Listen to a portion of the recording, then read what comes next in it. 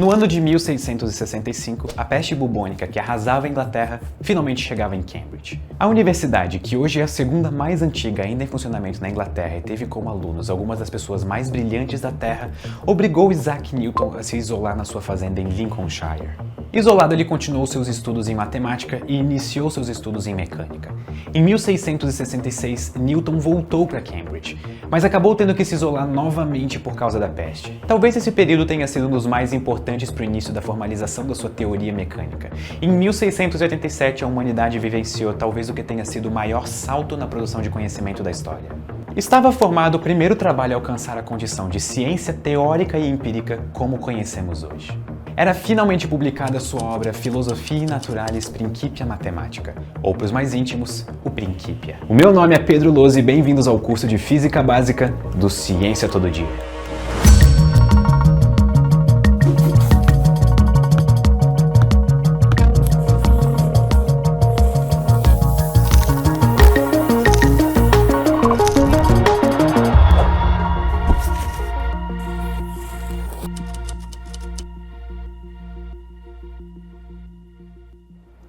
Nessa obra eram introduzidas as leis da natureza que acabaram conhecidas como as 3 leis de Newton.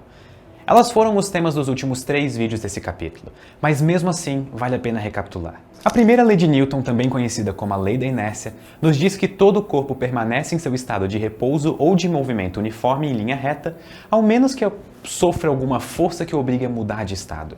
A segunda lei de Newton, também conhecida como princípio fundamental da dinâmica, ou simplesmente a lei do F igual a ma, nos diz que uma força resultante em um corpo irá causar uma aceleração proporcional a essa força e inversamente proporcional à massa. Nós podemos dizer que a massa é uma medida quantitativa da inércia, da primeira lei. Então, quanto maior for uma massa, mais difícil será alterar o seu estado. F igual a ma.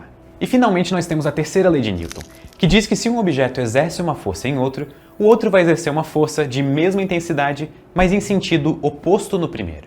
Essas 3 leis foram suficientes para mudar todo o entendimento sobre o movimento consolidado desde Aristóteles.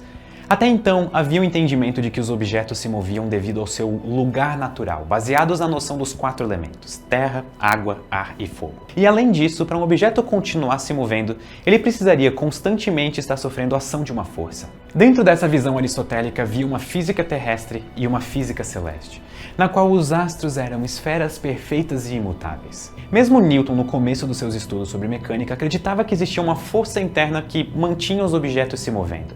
Na verdade, ele percebeu que o movimento é algo tão natural quanto estar parado. Isso era revolucionário para a ciência da época. Além disso, com a sua teoria mecânica foi possível unificar a física da Terra com a física dos astros. Newton percebeu que as forças que nos mantêm presos na Terra são as mesmas que fazem a Lua orbitar nosso planeta, ou que nos faz orbitar o Sol. Mesmo que pareça distante da nossa realidade, essa nova forma de pensamento que se consolidava no meio científico começou a apresentar inúmeras aplicações no nosso dia a dia, e esse conhecimento é usado como base praticamente exclusiva de cursos como engenharia mecânica e engenharia civil até hoje, mais de 300 anos após a sua formulação. Mas nós não precisamos ir até longe para entender as aplicações dessa nova teoria. Imagine que você está numa rua e um carro sem freios vem na sua direção pelas suas costas. Antes que você pudesse sair da frente, ele chega até você e o atinge numa velocidade de 30 km por hora. Você acaba de ser atropelado por um carrinho de bebê. Só que sem o bebê dentro. Um pai desatento pegou o bebê no colo e sem querer deixou o carrinho descer a rua inclinada até que ele te atingisse. Apesar do susto, o carrinho de bebê foi freado pelo seu corpo sem que você sequer se machucasse. Só meio que tomou um súbito empurrão que deu um susto.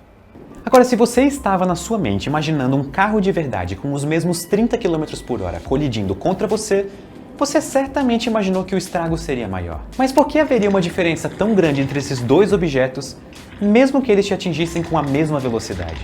Vamos voltar na primeira lei, a lei da inércia. Ela diz que todo o corpo permanece no seu estado de repouso ou de movimento uniforme em linha reta, a menos que sofra alguma força que o obrigue a mudar de estado. Nesse caso, fosse um carrinho de bebê, fosse um carro de verdade, eles tenderiam a manter o seu estado natural de movimento até que sofressem uma força que os fizesse parar. Da mesma forma, o seu corpo tenderia a ficar parado até que sofresse uma força vinda do carro. A diferença aqui para nós acaba sendo relativamente intuitiva. Seria pior ser atingido pelo carro de maior massa. Para traduzir as duas situações em matemática, nós podemos dizer que ambos a 30 km por hora possuem um momento ou quantidade de movimento diferente. Essa quantidade física que nós chamamos de momento pode ser definida como o produto entre a massa de um objeto e a sua velocidade, ou em termos matemáticos, Q igual a mv. Isso significa que o carrinho de bebê com uma massa de, digamos, 10 kg a 30 km por hora possui uma quantidade de movimento de 83 kg/metros por segundo. É importante, nós não podemos esquecer de converter 30 km por hora em metros por segundo. Por isso que talvez se você fez o cálculo agora, deve ter dado diferente. Já um carro de aproximadamente 1.000 kg, na mesma velocidade, teria uma quantidade de movimento de 8.300 kg/metros por segundo. Uma quantidade 100 vezes maior que o carrinho. Percebam que existe uma relação direta entre as massas. Um carro 100 vezes mais massivo do que um carrinho de bebê tem um momento 100 vezes maior. Um fato importante constatado na teoria de Newton é que a quantidade de movimento é uma grandeza vetorial que se conserva quando olhamos um sistema isolado. Por exemplo, quando estamos falando somente do sistema formado pelo carrinho de bebê e a pessoa atingida. Na situação logo antes de a pessoa ser atingida, toda a quantidade de movimento se encontra apenas no carrinho de bebê porque ele está se movimentando. Mas assim que ele atropela a pessoa, ele passa a exercer uma força na pessoa, que pela terceira lei de Newton também exerce uma força no carrinho que vai fazer ele parar. Após a colisão, o carrinho então é parado completamente e a pessoa ganha a quantidade de movimento que antes estava no carrinho. Uma pessoa de 83 kg seria empurrada para frente com uma velocidade de 1 metro por segundo, conservando a quantidade inicial de 83 kg/metro por segundo.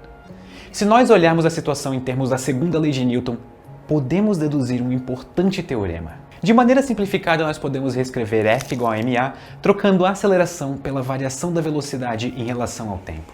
Dessa forma, nós teríamos F igual a m vezes ΔV sobre ΔT.